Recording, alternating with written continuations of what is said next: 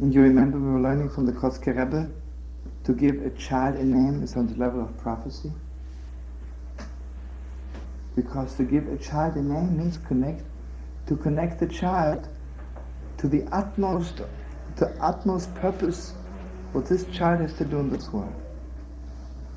This is the deepest prophecy there is.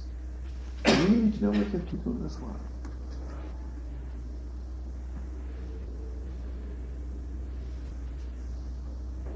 So this is the deepest crying in the world. You understand? Rosh Hashanah, I'm not saying I did wrong. Maybe I did everything right. Maybe I never did wrong my whole life. But I'm crying before God. This has to be better than that. It can't be that this is all you can offer me in this world. Got to be more than that. I'm crying like mad. And on Rosh Hashanah, Mamish, God was revealing to me the utmost, deepest purpose of the world. Deepest purpose of the world.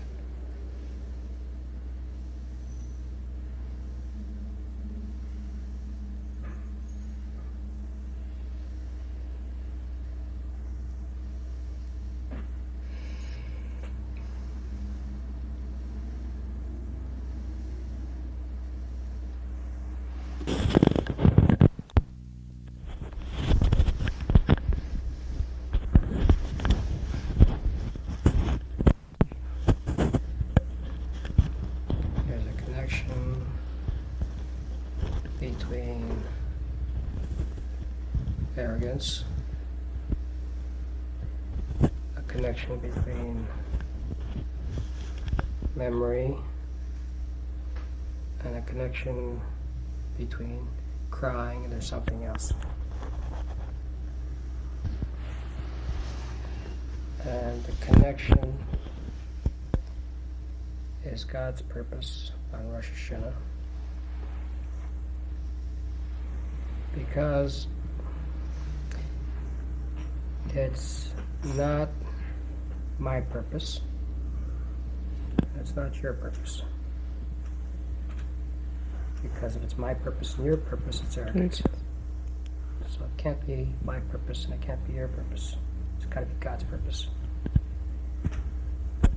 And if it's God's purpose, it's got to be the Shema Yisrael, the oneness. You got to hear and listen, and it's the oneness. And the oneness means the name, and the name is the name from yourself and your father, or yourself, your mother. And that's the unity from name. And the connection means the first commandment is love. That means the memory is love for God and the love of the name of the parent, the grandparent. Because if you have the memory of the love always with you, and you never forget it for a moment, that connection means that you're never arrogant. It comes from someone else. You're always grateful because you've got it, and you can't cry. You can't cry because you've got unity. So God's purpose is unity. And the fact that we haven't got it yet, and it's not there yet, how we're crying means it's not there yet. The fact that we don't have memory altogether of all that love is not there yet. But when it's there, it's connected. And the connection means that you're getting closer to the unity. And if your union with your self, your past, your name, your memory is right, then maybe someday it could also be right with your family, your wife, your children. That too is a unity. That's true. Right. If I'm arrogant, if I'm all by myself, then even if I sign my name, only sign my name. But if I'm one, if I'm signing my name, I sign my wife, my children, everybody I love also, because I'm just one with them. What struck me is that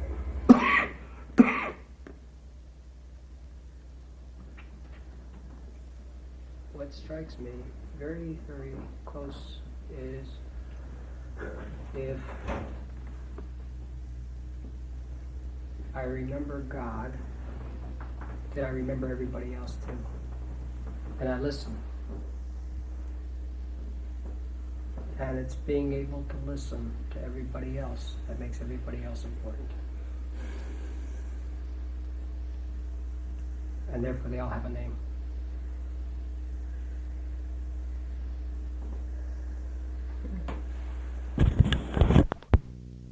Avram, when he had the knife and he was ready to strike Yitzchak,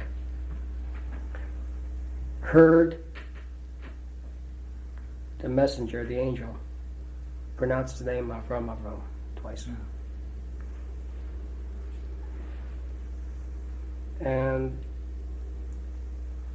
what was said in the lecture was that everyone else got the same message from the time of creation to the time of Avram, not to sacrifice.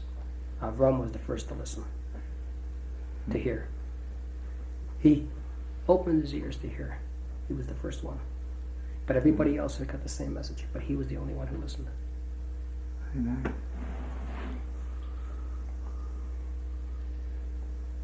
So what does it mean?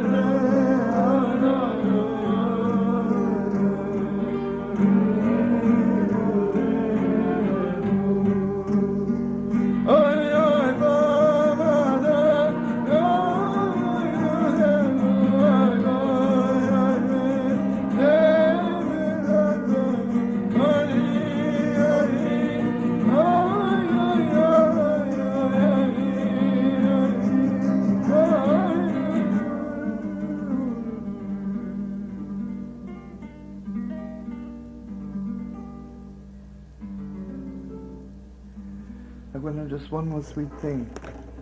It's also just good to remember. There's an issue to tell. Make it out fast. Shut. Okay, Rabbi, let's give me a fighting chance. Let's just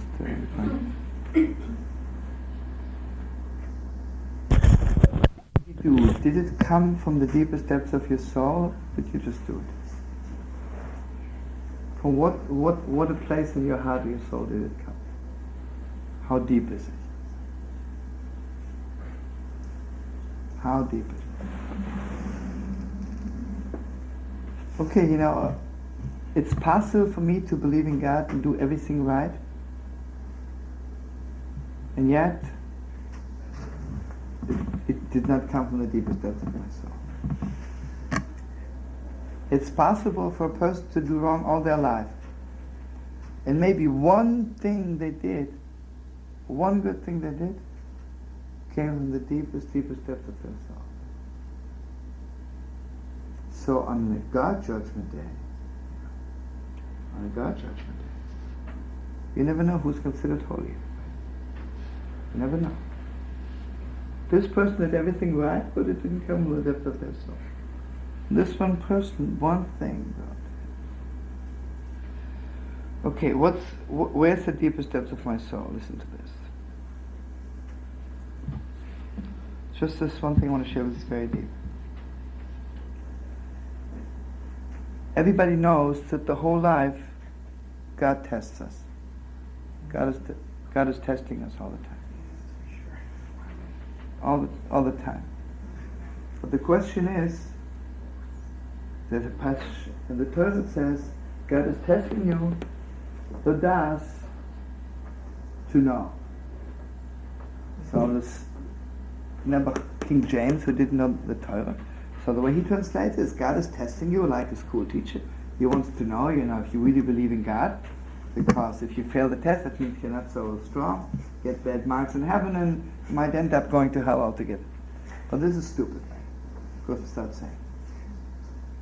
So everybody knows the Ramban and all the commentaries say, God is testing you, not that God should know, that you should know. That you should know where you are. For instance, I can walk around and think, I'm absolutely the highest Jew in the world. And then, I do this, I do that, I realize, maybe I'm not as good as I thought. Okay, this is the good translation. But then this is what the Ishbitzer says.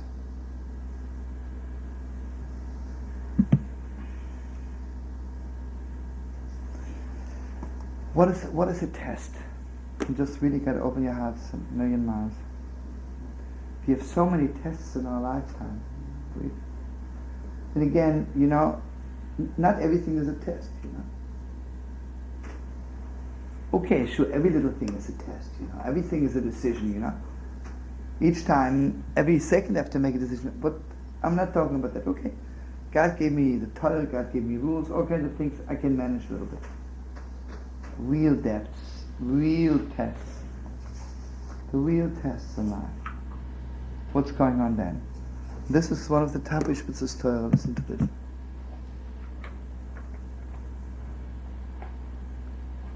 I can learn so much and know so much. You know what the test is? That at that moment, all my knowledge is meaningless to me. I don't give a damn. I don't give a damn about the whole thing. Doesn't mean anything to me. That means, at that moment, knowledge doesn't help. Feeling doesn't help. You know what a test is? At this moment, God strips you of everything you know, everything you feel, and everything which is meaningful to you. It's mamish, the deepest depths of you. Where are you? Where are you?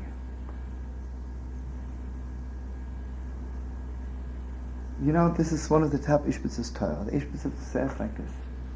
Because everybody's asking, and I want you to open your hearts a million miles. Because all the holy commentators ask, what's so big about Abraham being ready to sacrifice his son? Every holy man in the world, if he would hear God's voice, really, and he would know it's God's voice, God telling him, I want you to sacrifice your son. Wouldn't they do it? They would do it gladly. Okay, then God told them don't, they would not.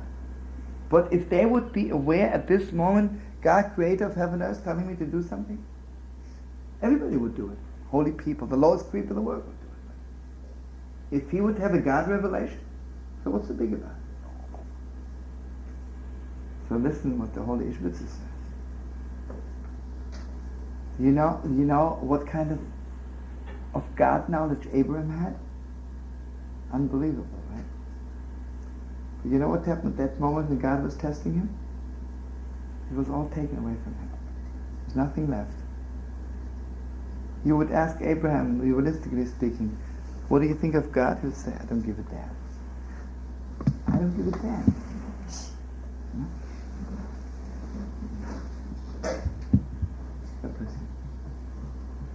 I don't give a damn.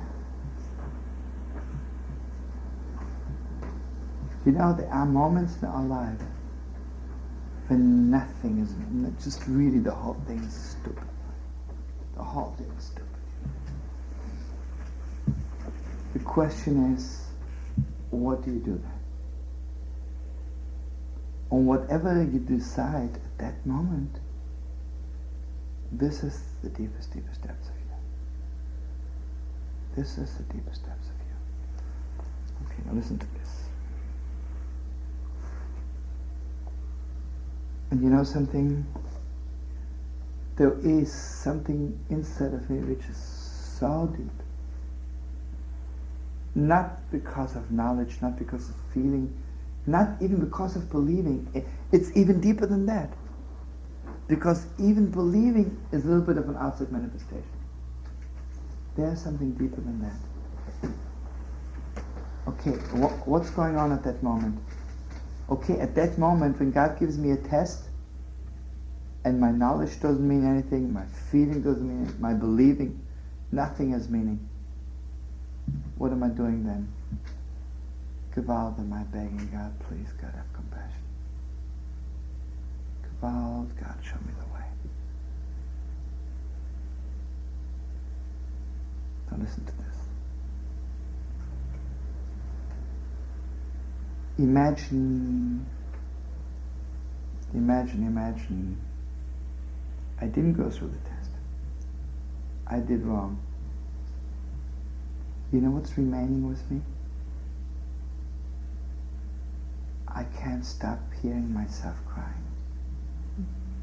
I wish I would do right. I wish God I wish you would enlighten me. I wish you would give me strength. So now listen to this. If I do what is right, you know what's happening to me at that moment? This deepest depth of my light is shining into the outside of me, right? That means it's the utmost highest revelation. It's not an understanding revelation, it's not a feeling revelation. It is mamish light, you know, the deepest light there is. But what happens to me if I didn't make it? But that crying is still there. This crying is still there. Okay, now listen what he says. The first day of Rosh Hashanah we are learning that God gave the son to Abraham. The second day we are reading God was testing Abraham, told him sacrifice your own son. You think Abraham was stupid? He knew very well that God says don't sacrifice human beings, right? He knew also very well that God had promised him Yitzchak will have children. God promised him the nation of Israel. And you see, you have to realize something else. Abraham's whole teaching was, because at that time the whole pagan worship was that they'd sacrifice their children. You know that. And this was the strongest argument Abraham had. He says, what kind of a God is that who demands human sacrifice? This can't be God, right? This was the strongest argument. And here his God is telling him, okay, sacrifice your son. Okay, now listen to this deeper depth. There are what do you mean God spoke to him? It was a prophecy, right? there are prophecies on the level of light, and there's a prophecy on the level of utmost darkness. I know what I have to do. You know, friends, isn't the greatest light to know what you have to do? It's the greatest light in the world. But you know that sometimes to know what you have to do is the greatest darkness. It's dark. I know I'm supposed to do this. It's dark. It is the greatest darkness in the world. Can you imagine how Abraham was crying? Imagine his mamish holding the knife. Gewalt, was ich mir reinschlagen, you know. Crying is not the word, right? It's not even crying for something. It's not crying about something. It's just beyond everything. I just don't know anything anymore. I don't know anything anymore. You see, sometimes you cry to God, let me do the right thing. God help me to do this. That's all beautiful crying. But how does it compare to that crying? So the Holy Ishbitzer says the deeper steps. The first day we are reading, Abram was crying before God, please give me a son. Sarah was crying, please God, give me a son. That's the blowing of the shofar the first day, crying before God. The second day, we are bringing before God all those cries, all the cryings we did. How much we don't know anything anymore. I don't know anything anymore. And you know something? The second day crying. This is when we began, when the Jewish people began. This crying is the deepest depth of it. This is when it really begins. Because this is when God says, oh, Abram, now I know you're my man.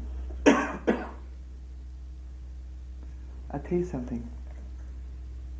Imagine, you know, I can go to somebody who I'm not so close to, and I can cry before them, give me $100.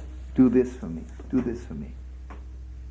How many people can I go to and cry and say, you know, I just don't know what to do anymore? It's something else. And very few people have that kind of a friend, you know, have that kind of relationship with God. Okay, so Rosh Hashanah, you know, we are bringing back to God our whole life. All those cries I cried before God, I don't know what to do anymore. And I want you to know in the deepest steps, this is deeper than we were learning before. Imagine if I'm crying before God, I don't know what my purpose in life is, let me know my purpose. It's beautiful. According to Ishbitzer, this is all the first day, it's not the second day. Second day, it's much deeper. You know? Whatever you'll tell me, my purpose is to bring the Messiah. I don't give a damn about the Messiah. You'll tell me, your purpose is to fill the whole world with light. I say, tell you the truth, I don't give a damn about the world. And I don't give a damn about light. Nothing's left anymore. This is second day. And basically this is, everybody knows the blowing of the shofar is because when Abraham wanted to sacrifice Yitzchak and God told him don't sacrifice him, but he wanted to bring a little sacrifice, so he discovered this, how do you call ayil? What's ram. A little ram and the ram's horn. The ram's horn is that crying, deepest depths of me. And you see all the tests God is giving us, this is the fixing on Rosh Hashanah, the fixing of the tests. You know how deep this is? This is not a question of doing right or wrong. This is the deepest depths there is.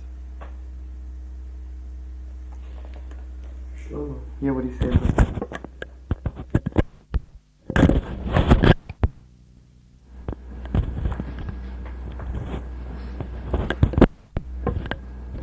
It's even maybe even heartbreaking to say such words. I don't know. Okay, imagine I'm very bad. Then I meet this girl, I love her very much, and she really tells me, I really love to marry you, but you got to be a better person, Okay, she turns me on to being good.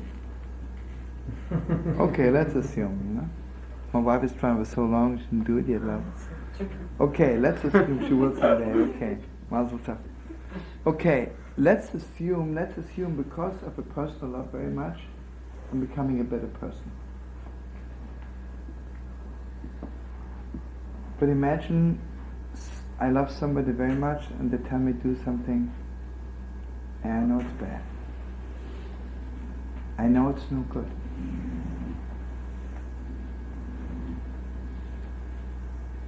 That's something else. That is something else. And now listen to these deepest depths. That kind of goodness I bring down into the world when I'm ready to do something, not because it's good or bad, deeper than that. Deeper than that. Now listen to this deepest depths. Everybody knows that the downfall of the world came with the eating of the forbidden fruit. What was so bad about it? The tree of knowledge say, no, this is good, this is bad. This is very beautiful, but this is not God's light yet. This is maybe the light of I don't know what it is. It's beautiful, this is not what's that. Everybody knows the first time this was fixed when Abraham was ready to sacrifice Yitzchak. And the Ishbitzer brings the Medrash. The Medrash says that Yitzchak fixed it even more, but because if you remember, it's a very beautiful play on words, because it says Avraham Avinu put Yitzchak on top of the wood, of the trees. What does it mean he put Yitzchak on top of the trees? So the Zohar Kodesh says, everybody knows there's a tree of life and tree of knowledge, right? So when they sacrificed Yitzchak's putting on top of the trees, right? He fixed both trees. You see what it is? Before we ate the forbidden fruit, it was just enough to eat the tree of life. After we ate the forbidden fruit, after we ate the tree of knowledge, it's not enough just, let's get away from knowledge, let's just get back to life. It's stupid. Right now we have to fix both trees. Right? Both trees. Okay, so Yitzchak, Avraham Avinu fixed it by being ready to sacrifice Yitzchak, and the Medrash says Yitzchak even more. So the Ishbitzer says one word. Avraham Avinu's thing was, he was so much given to God, whatever God tells him he'll do. Okay, it was a heavy thing on him. God told him to sacrifice his son, a very heavy thing. Because it really looked wrong to him, but God says so. Okay, God knows best, right? But Yitzchak, he didn't hear God's voice, right? And he knew it's wrong. So how come Yitzchak didn't say, listen, Father, I'm sorry, I don't want to. I don't believe you had this prophecy. He could have said so. Avraham wouldn't have fought his son. Because God didn't tell him to. See, God never told him, force your son. He said, put him on the altar. So Yitzchak Avinu, what? Kachna, please take him. Cholko, you're right. So Yitzchak's level was, listen to this, utmost. Yitzchak's level was, I know it's wrong, but Avraham Avinu, he says, listen, if you think that this is the way you got to serve God right now, okay, I'm ready. He says, Mamash, Yitzchak brought down God's light into the world. Beyond good and evil, beyond something else. And I want you to know something very strong, I just wanted to connect to before. The little tests we have, the question is, you got to do good or bad, right? The real tests in life, the question is not if it's good or bad. Much deeper than all this. The question is, really, when you do it, Mom should bring God's life into the world. And the life of your own soul into the world. Because this is really reaching the deepest depths of you. This is really when you fix your name. And I want to share something very deep with you. According to our tradition, when you bless somebody, you don't walk up just and bless somebody. When you bless your children Friday night, you just don't put your hands on their capella and say, bless you.